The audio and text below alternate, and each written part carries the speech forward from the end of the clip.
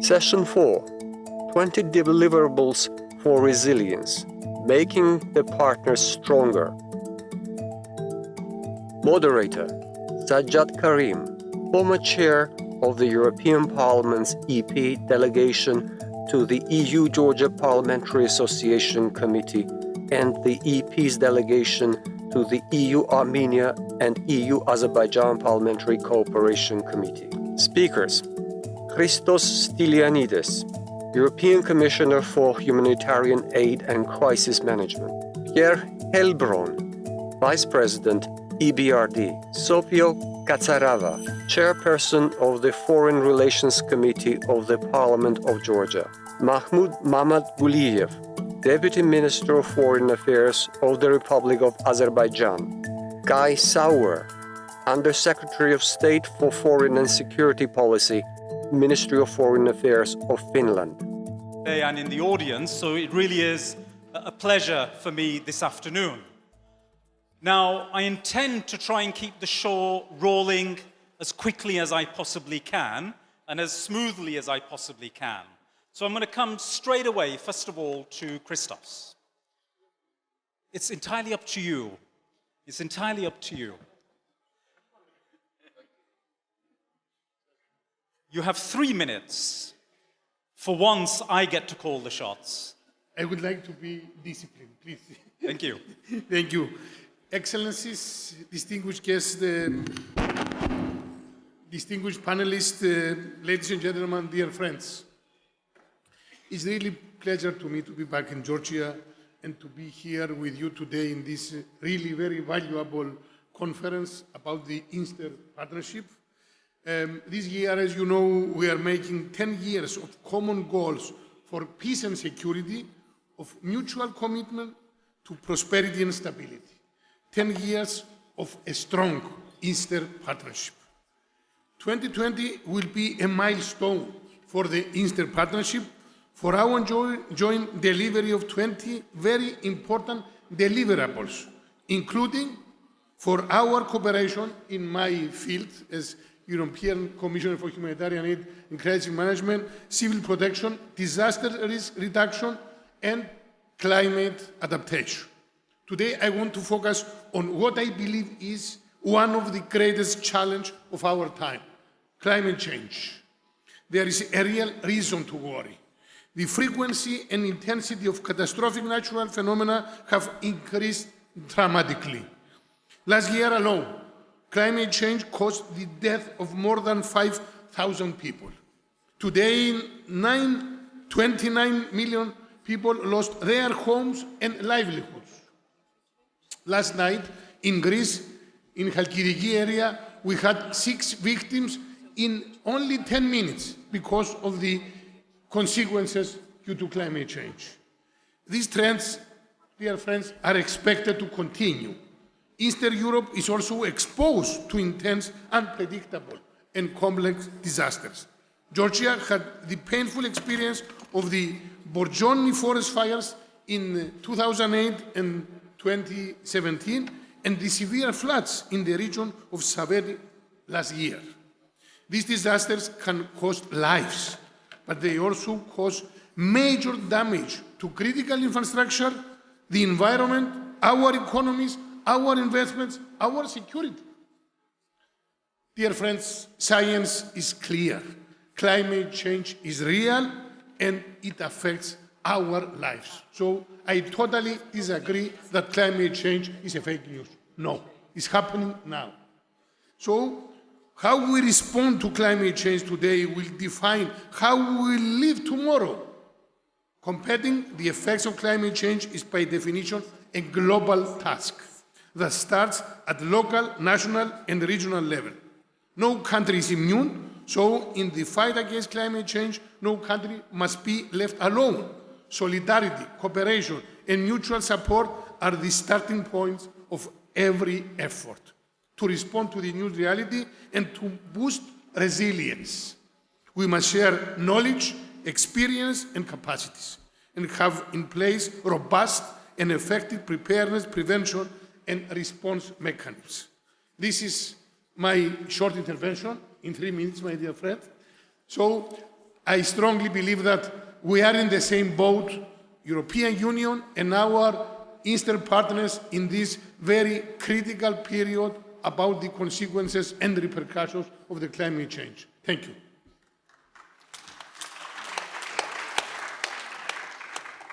Christos, thank you. Now, Sophie, when the Eastern Partnership was launched 10 years ago, it seems like it was a different world. And we're here dealing with deliverables. Some of the panelists earlier today spoke about the more for more principle. Now, with the Western alliance potentially fracturing, can we really carry on without it becoming actually a need for there being more for more, i.e. the European Union actually delivering more when our Eastern Partnership countries deliver what is required? Thank you. Thank you, Sajjad. Given that this panel has turned out to be the most flexible panel, I hope I will not embarrass you too much if I publicly wish you happy birthday, because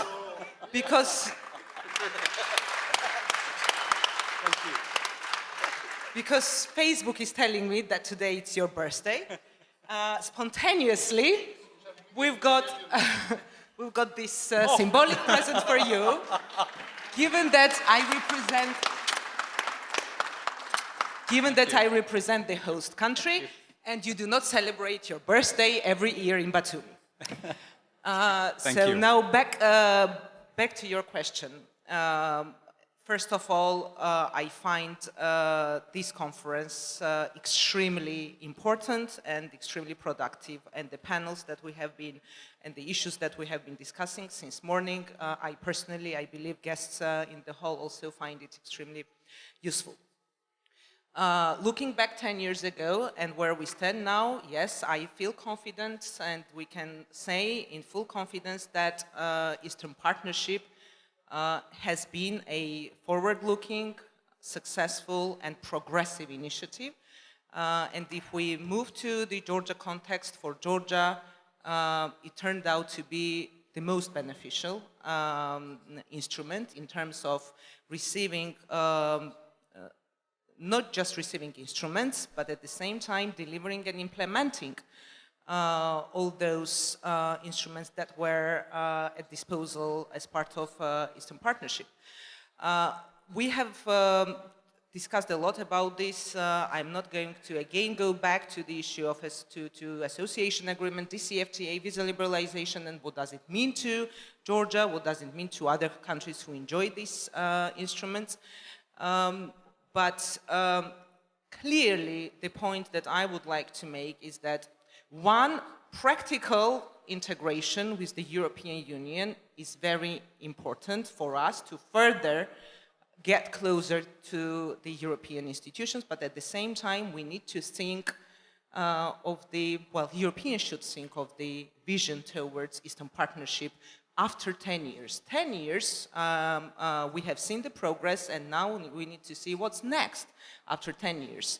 Yes, European Union does have challenges. We all know the challenges that European Union is facing.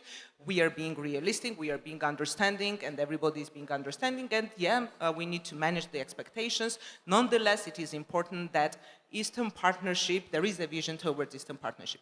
One big achievement that I also perceive to be a big achievement is the mindset of the European Union towards Eastern Partnership. I think throughout these years, and it was a long process, Eastern Partnership has become a visible format and a partnership for European Union, and we need to build on this. Visibility is very important, and it's both ways. The mindset of European Union towards Eastern Partnership and Eastern Partnership's attitude and mindset towards the European Union. This is extremely important that we build on what we have achieved, despite the challenges that European Union faces, and it will not last forever. In the meantime, practical integration is key for countries like Georgia, and European Union's visionary approach towards Eastern Partnership is equally important. Thank you very much, Sophie. Pierre. Now, we heard in an earlier session once again mention of a Marshall Plan. Now, much has been done over the last 10 years. We have much more comprehensive trade access to the European Union. We even have visa liberalization delivered right here in Georgia. But in terms of a potential Marshall Plan and reconstruction and development, please add to the discussion. Thank you very much, and thank you very much for this panel, which is flexible, informal, full of surprise, which is very good. We are talking about resilience, and resilience is also conditional to resilience of external supporters like us to the region. And I think when you talk about a Marshall Plan, we can talk about figures first, and EBRD has been in the region the first institutional investor over the 25 years. We've invested 25 billion euros in the 6 countries. So we feel really very much obviously supportive and very much dedicated and committed to the prosperity of this region. The sustainable or the resilient part of these investments is very dear to our heart. It takes different forms.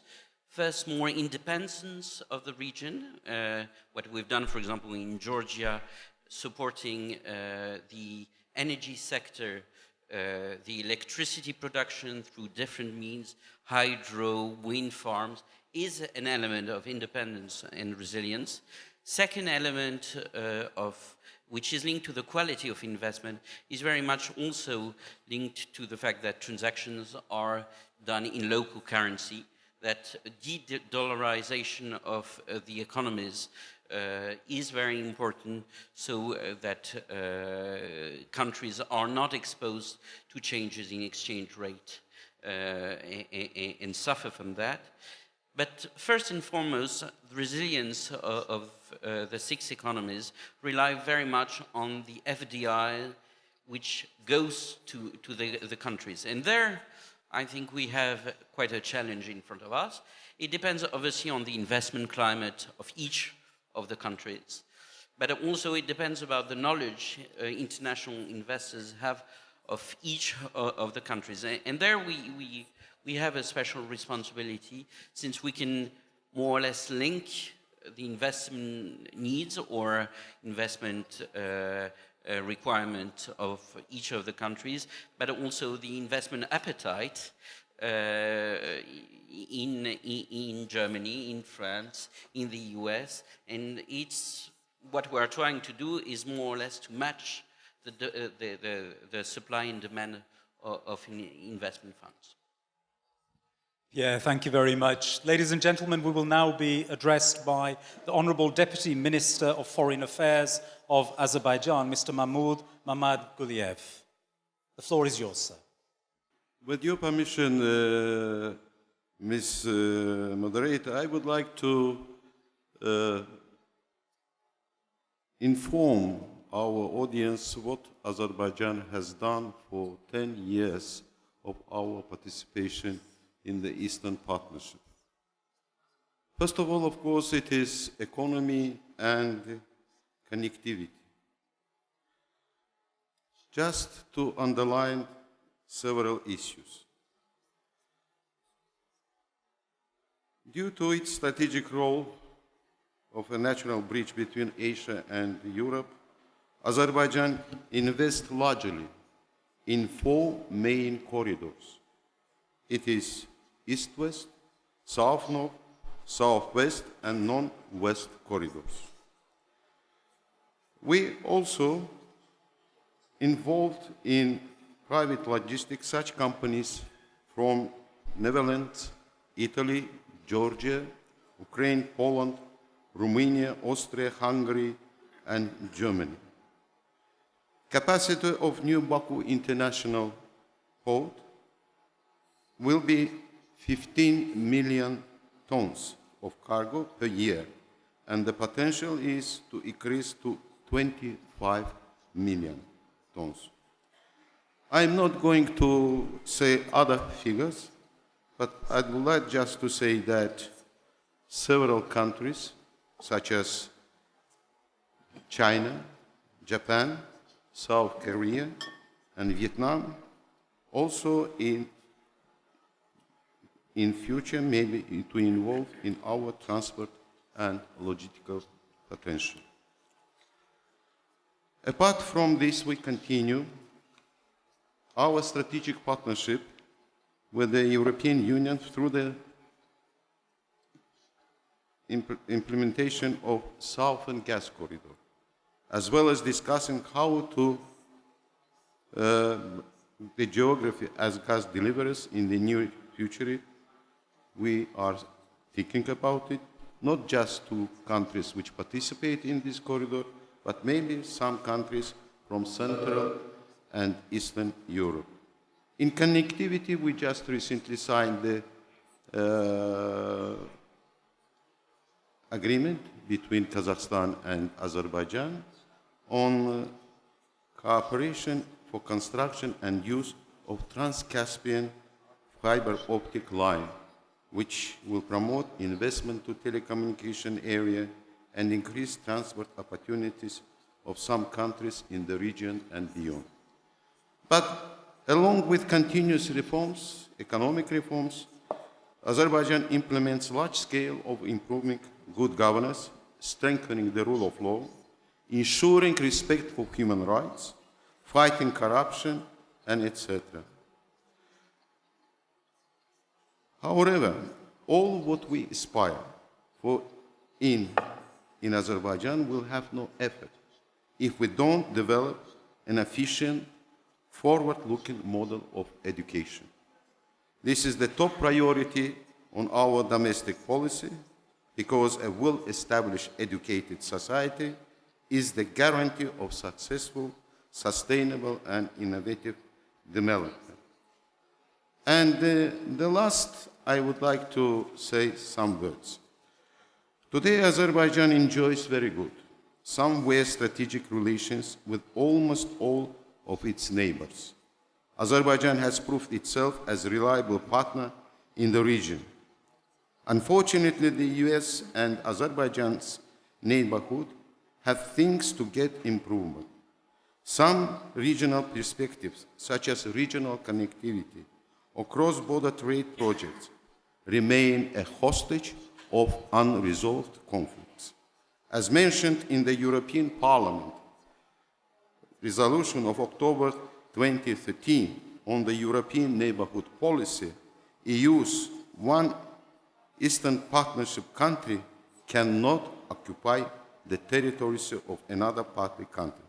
So this is not only the United Nations Security Council, the UN Charter, or OSCE documents. This is EU's legislative body calling things own names. According to the EU Global Strategy for Foreign and Security Policy, Sovereignty, Independence and Territorial Integrity of States, inviolability of borders and the peaceful settlement of the disputes are key elements of the European security order. We should reflect this imperative in all documents, in all levels, and in all frameworks. We believe that the future and success of Eastern Partnership depends on maintaining security and stability in the region. Thank you.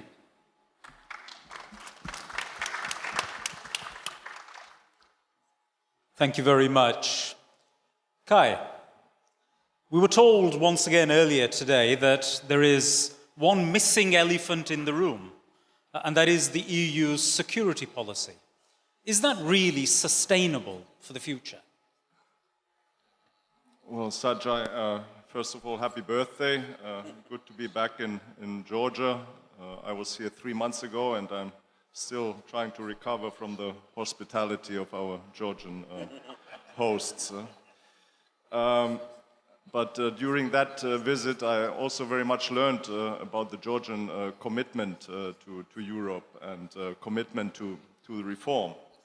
And as the presidency of the European Union, Finland is committed also to taking forward the Eastern Partnership concept, and the main theme of the Finnish presidency in this context is our today's topic, which is resilience. And I'm going to cut a few corners short here and jump straight to the kind of requirements of resilience. And I think those requirements, in particular with the Eastern Partnership countries, are reforms. And reforms are key because they improve the cohesion and the stability of the society, and the reforms, they make the society stronger, and so that it can resist internal and external pressure. And here I would like to highlight the importance of the reforms in the political and judicial sectors, such as improving the rule of law system and strengthening anti-corruption measures.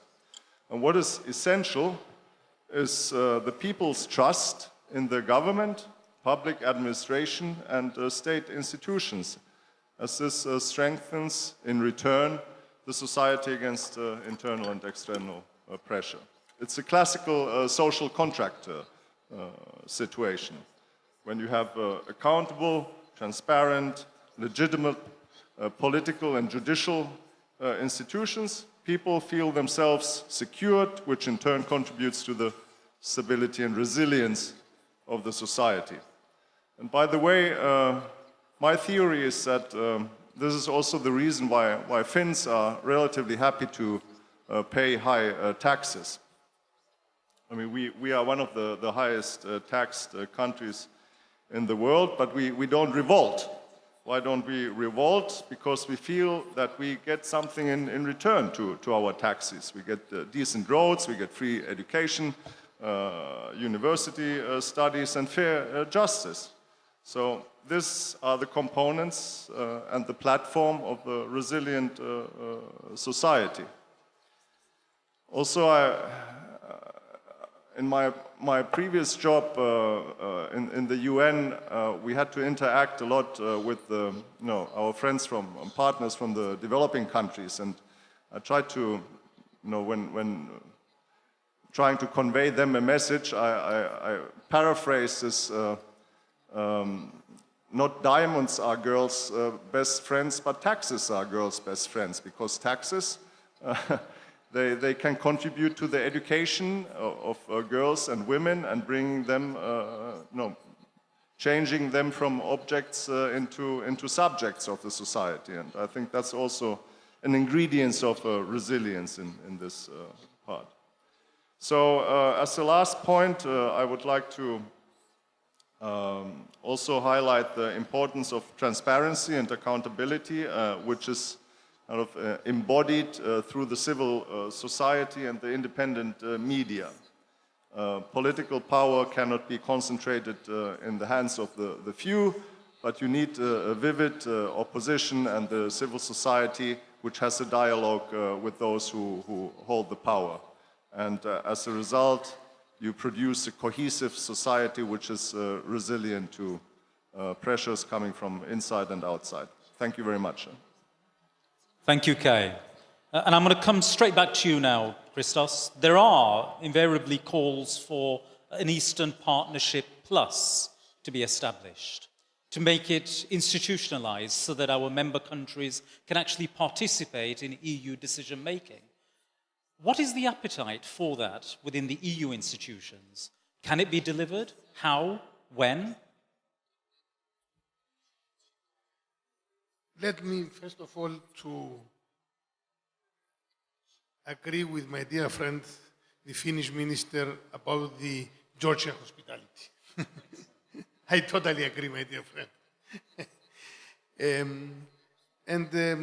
Allow me also to follow Sophie's way of thinking,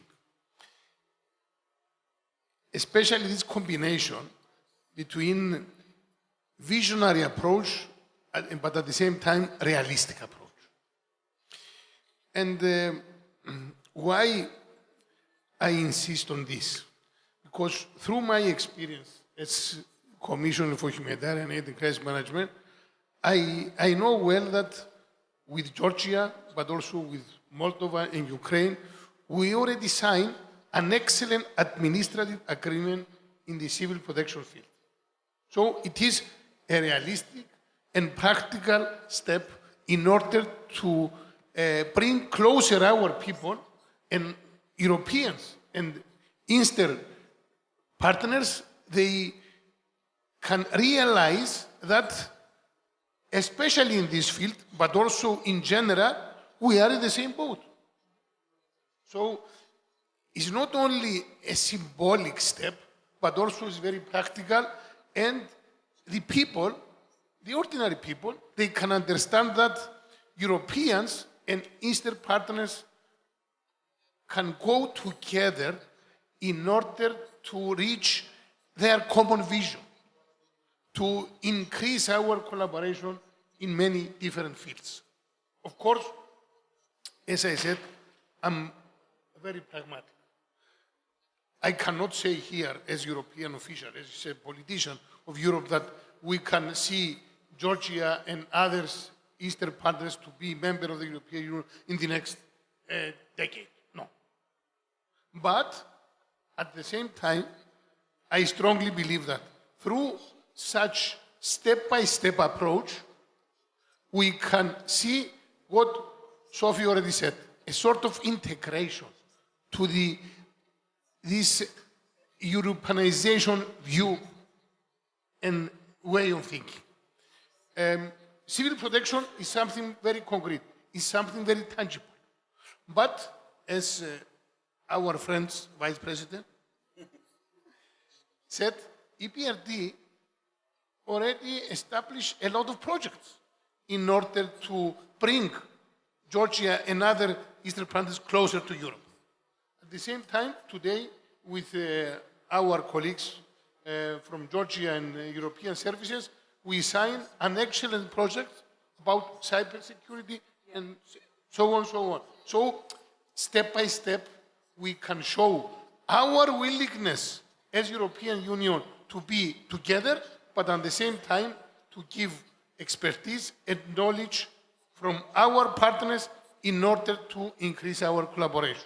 And because sometimes the people, they believe that the European Union behave as a stronger partner and we can deliver only our expertise and knowledge. No, in some areas, for example, in the civil protection field, CBRN field, we can share a lot with Georgian expertise, because you know very well this field and it's very important for us.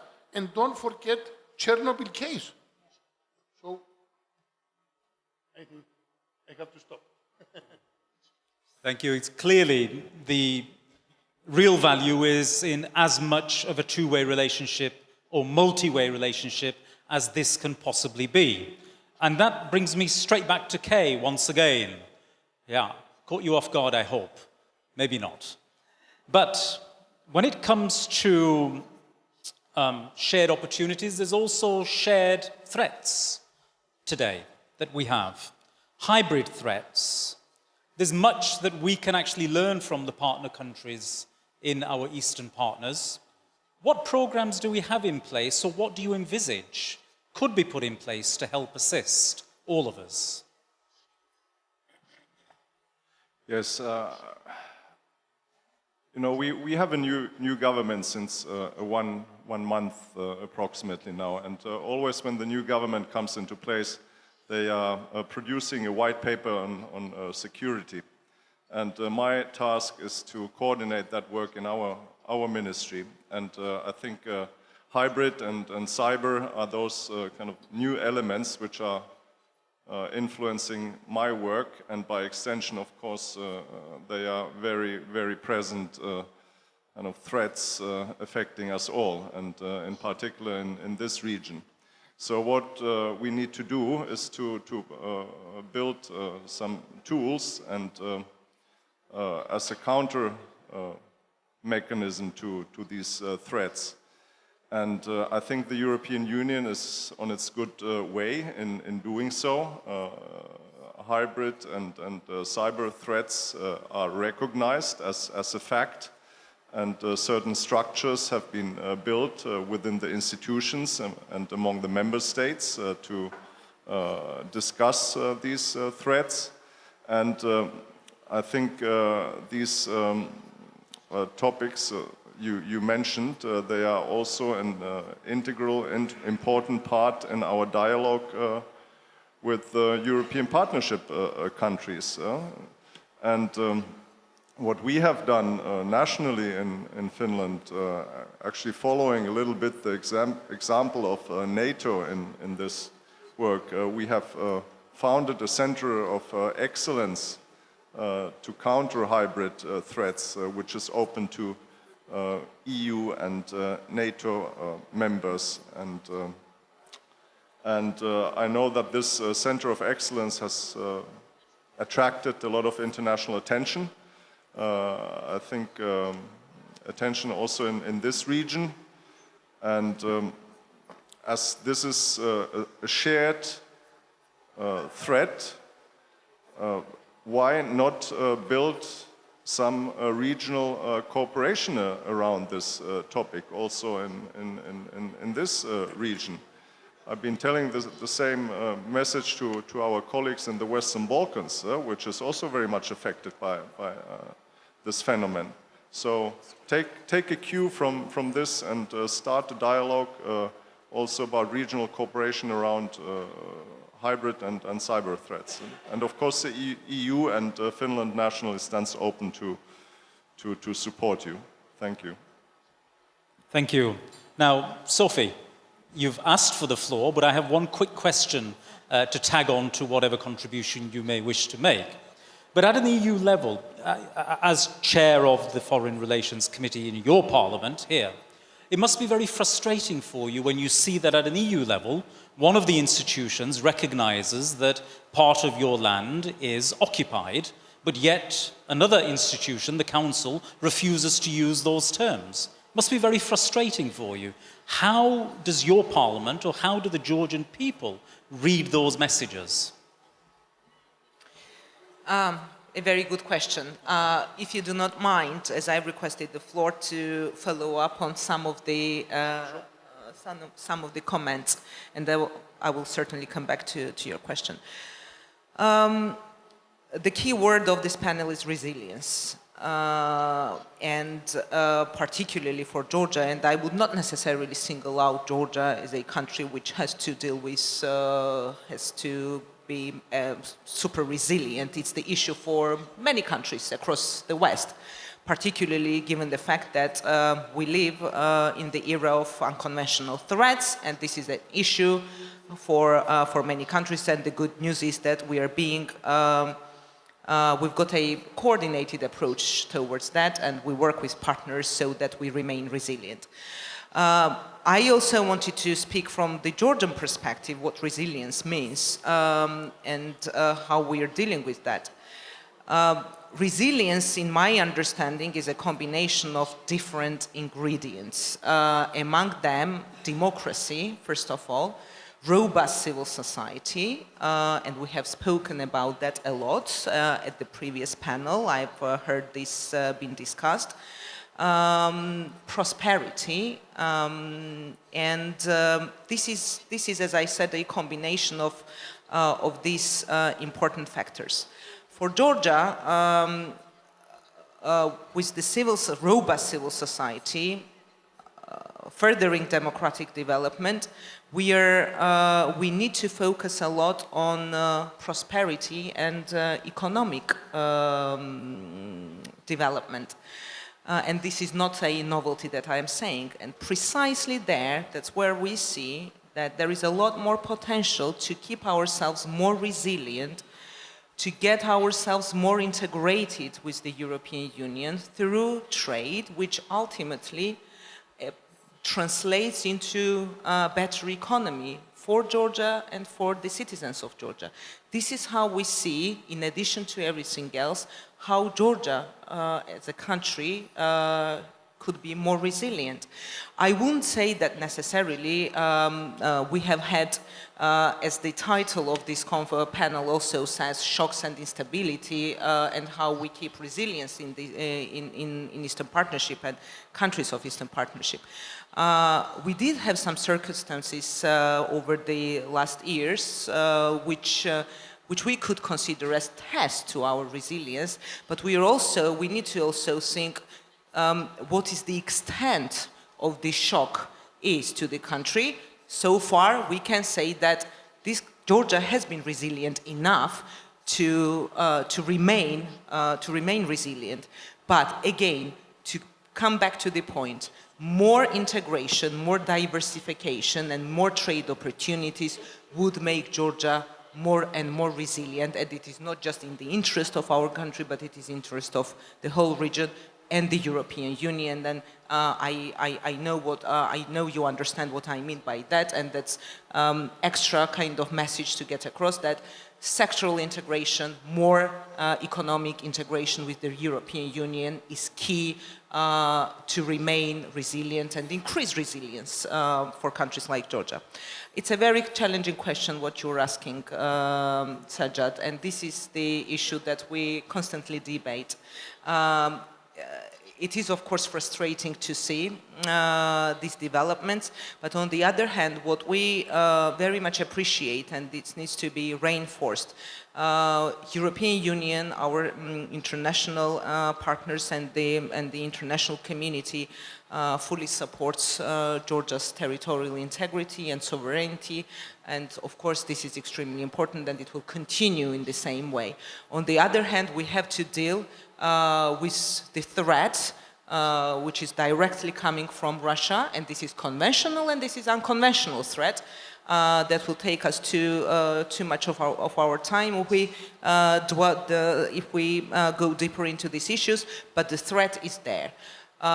And we cannot be alone in the face of Russia, and we need the support of the international community by all means, and that needs to be strengthened. Thank you. I will be putting an opportunity for questions, so there should be a roaming mic making its way around to you. So I'm going to call Kay now because he's asked for the floor, and then I will come to any questions that somebody may wish to put. Kay. Yeah, thank you. Just a quick reaction what was just said, that I don't think resilience can be only imported. Of course, the European Union and the European Commission there and the EBRD as well, they are providing certain tools, very important tools, which can be used as tools to build up the domestic resilience. But the resilience itself, it really has to be homegrown, otherwise it cannot be sustainable. And I think the fundament are the strong and legitimate institutions. Thank you. Thank you. Now, I have one question right here. Do we have the mic, please? Do I have a roving mic? No? Then I will be the roving mic. Thank you. Ajas Kalniņš from the Latvian Parliament. We're talking about resilience, and back in 2015, the European Commission created the Eastern Task Force on Strategic Communication to help the EAP countries deal with disinformation, hybrid warfare, and so on. But it seems like we're neglecting the EU countries. They have the same problem. Interference in elections, fake news, referendums are being interfered with digitally. And I'm wondering if this isn't a case where we created a program for the Eastern Partnership that should actually be also reversed back to the Western European countries, because many in the rest of the EU are totally unaware of this, that this is happening. So it seems like a case where maybe a very good project that was started for the Eastern Partnership countries really should be expanded, and it should go beyond just an East task force, but it should be for the entire EU and its neighborhood. Thank you. Any more questions or short comments? A fully satisfied audience for now. I think that's one for you, Sophie. the issue about whether this is genuinely, as we said before, has the potential for being a much stronger two-way, a multi-dimensional track relationship, rather than purely one way from the EU to the Eastern Partnership countries. It's a two-way communication. There is no issue about that. When I'm talking about the resilience, I'm certainly building strong institutions in the first place, and that is the responsibility of the country. And it's not just demanding from the European Union that this is what we need and not delivering. No, on the other way around. Delivering on, certainly, building strong institutions, democratic institutions, and that is the agenda. This is exactly the agenda that we've got. Although what I was saying is that in addition to everything else, we need to think about closer integration with the European Union, particularly through more connectivity, trade opportunities, and economic development, because prosperity is one of the main ingredients of resilience. That was my point, but I completely agree with you that it's a two-way communication. Strategic communications was mentioned here.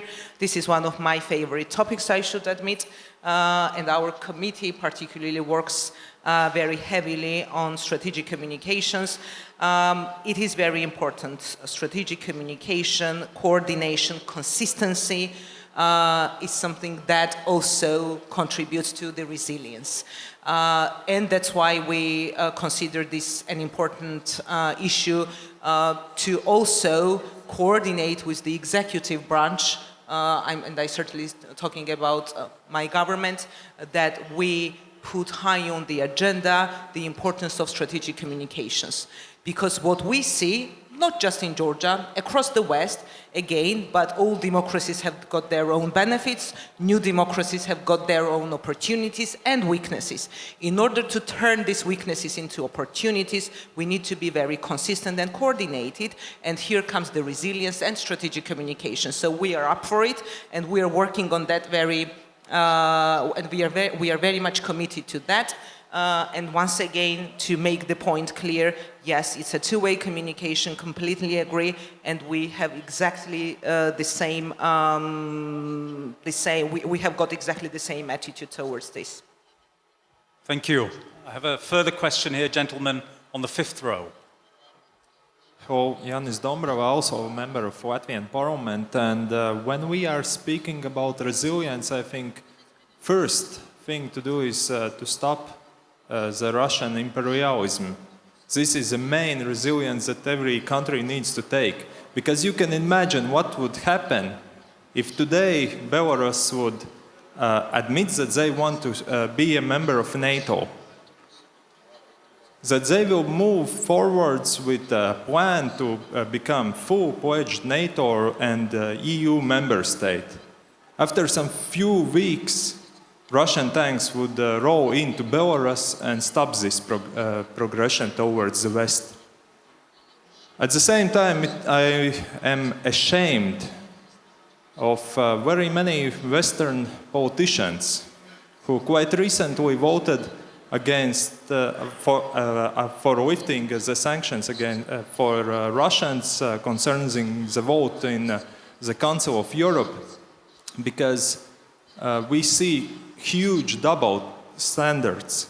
From one perspective, we don't admit Belarus into the Council of Europe because they have death penalty, but at the same time, very many politicians are closing their eyes that Russia has given death penalty to thousands of Ukrainians, Georgians, Chechens.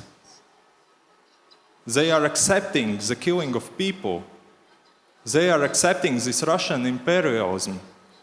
And I think very many of the speeches about other kind of resilience are basically empty if they don't act to stop this imperialism. Thank you. Once again, from a security perspective and point of view, quite happy to put the question to anybody on the panel that wishes to respond. Christos. Yes, our friend put in our discussions a clear message, and no doubt that as politician, personally, I never ignore the elephant in the room. But at the same time, from the European point of view, I have to say that nobody can underestimate or can ignore our reaction as European Union against the situation in Crimea, sanctions. So it's something very concrete. At the same time, as I said in my first intervention, in politics, in order to achieve even specific objectives about human rights, about partnership, about everything, you have to be not only visionary, with vision, but also pragmatic and realistic. So sometimes, and I know from my country, I'm coming from Cyprus, and I'm real fanatic about in compromise in Cyprus, my dear friend knows well, sometimes non-feasible goals, non-feasible objectives is worse than step-by-step approach in order to protect our common interests and in order to protect even our partnership. So I prefer to be practical instead of rhetoric. Thank you. Now, with Europe at a crossroads, really making a decision as to whether it's going to unify more or just be a much closer collection of member states, what bearing is that going to have on the security developments and the security needs of our Eastern Partnership countries, our neighbours here? Now, I know Kay's already contributed to this. Pierre? Yes, I will try to be practical, also like the Commissioner, because obviously EBRD is not a security institution. But at the same time, what we are contributing in the region has a dimension which can bring more security to each of the countries we are talking about. When I was talking about energy, independence of the different countries we are working in, independence of Georgia, for example, when you develop wind farms, when you develop renewable energy, you make this country obviously less dependent and less subject to influence or pressures from big neighbors, to be euphemistic. So I think this dimension is quite fundamental. It is very practical when we are talking about diversification of infrastructure, of energy sources. This is our contribution to increase security of the region. The second point is about trade, and I think you mentioned that very forcefully, Commissioner. You mentioned also the papers which have been signed and which are very important, at least for 3 of the countries we are talking about. This country, but also Moldova and Ukraine, through DCFTA, which obviously open the potential of trade.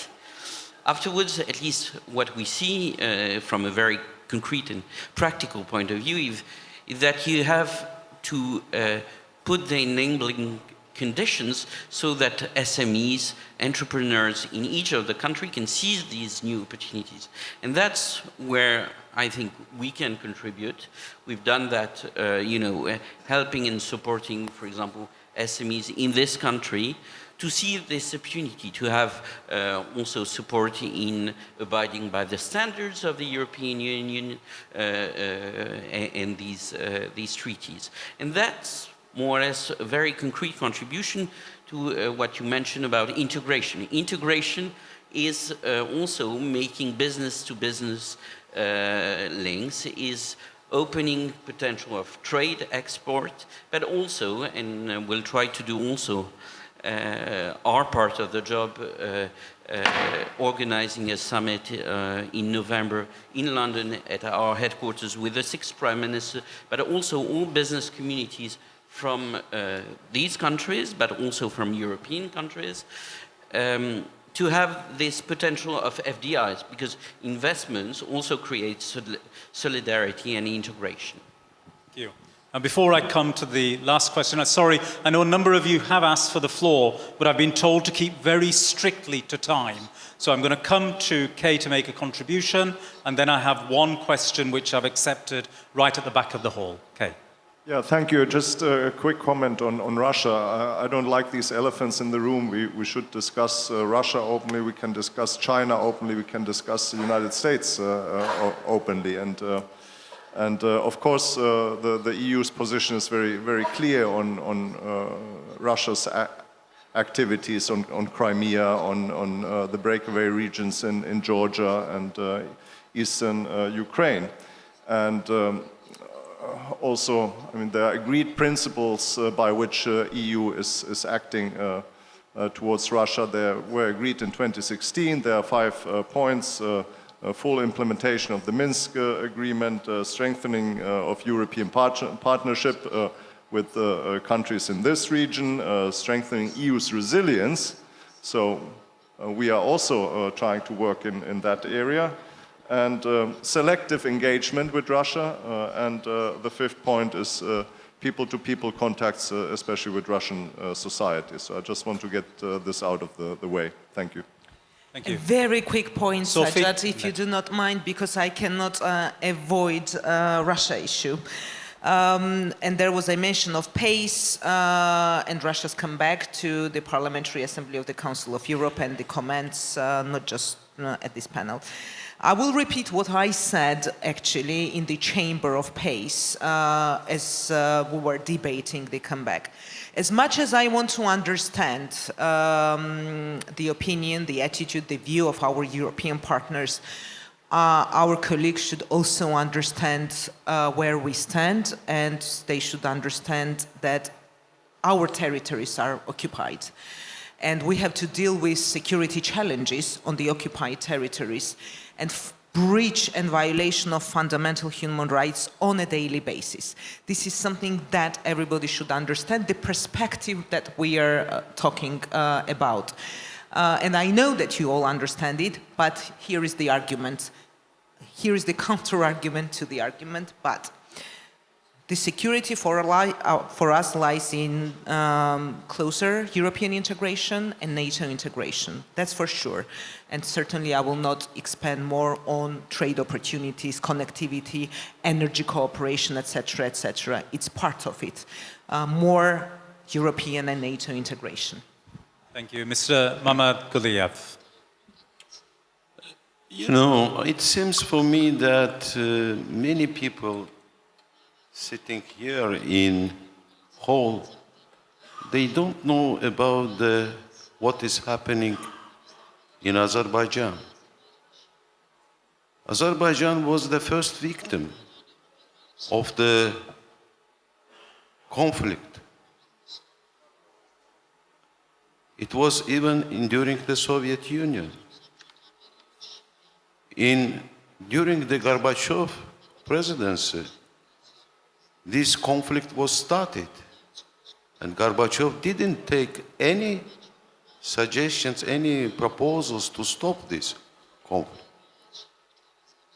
And in 1989, already the big number of the Azerbaijanis living in Armenia was expelled, and they went through the maintenance. A lot of women's children died during this.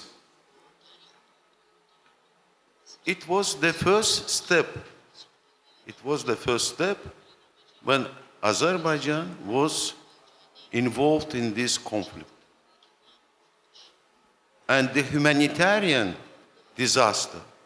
It was about 1 million Azerbaijanis expelled from the country, from their native lands, from Nagorno-Karabakh, from 7 around regions of Azerbaijan. You know, I am participating in some meetings and etc. The last, it was the meeting of the ministerial meeting of the Council of Europe. You know, of course, the members said that they are support territorial integrity, inviolability of international recognized borders to all member countries. But later they are speaking the problems in Ukraine, in Georgia. Of course, we know that, of course, there is the same conflicts. But no one said about Azerbaijan. What's the case? We don't understand in Azerbaijan.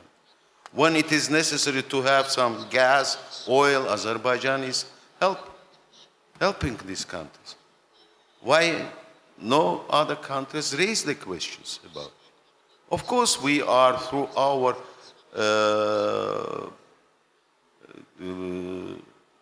you know, we are trying to make the life of these internal displaced persons. Already we expect about $6 billion for take these people in the normal conditions. And of course we will continue it. Thank you very much. But again I said, even here, we said about Ukraine, we said Georgia. Of course we support territorial integrity of Georgia and will continue support. We will support the territorial integrity of the Ukraine. But we would like that the people know about it and support also Azerbaijan in this case. Regarding security, yes, we already established the security dialogue between European Union and Azerbaijan. Let's look how will be the results of the security dialogue. Thank you. I have a very strict time to keep to, so I'm going to have to apologize to all those that asked for questions. I'm not going to be able to call anybody at all. I have 15 seconds left, and I suppose as our host, I should invite Sophie just to finish off and wrap off the session. Thank you very much, Sajjad. Perhaps I will, the way I started my remarks at this panel, I will expand a bit more. Practical integration with European Union is extremely important. Sectoral cooperation, connectivity, people-to-people contact, energy cooperation, and this is something that we are certainly doing with our European partners. But we need to have, in addition to that, in parallel,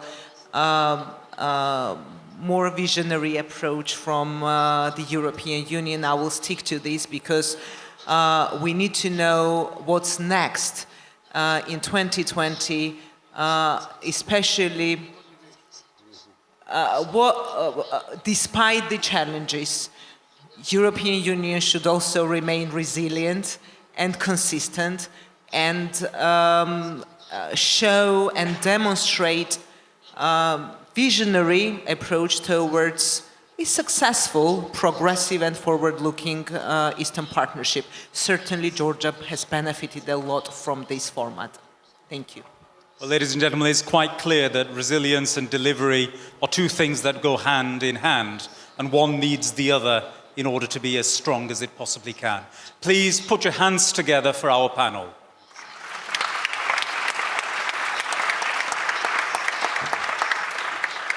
I've run 2 minutes over time. Actually, in the European Parliament, the only time I was ever late for a meeting was the only time a meeting started on time. Please help yourselves to coffee for a short break. Thank you.